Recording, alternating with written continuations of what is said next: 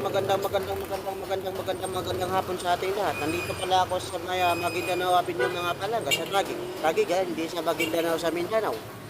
Maguindanao Avenue dito sa may Taguig area. Naghatid pala ako ng pasahero mga palangga galing sa Bagong Diwa papunta dito sa may area na Dan.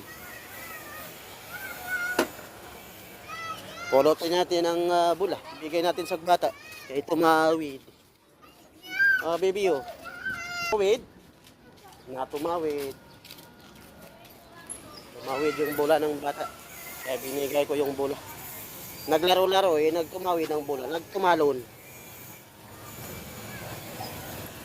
Napakahit mga palangga alas 4, mag-alas 5 na ng hapon. Pero yung init na ako.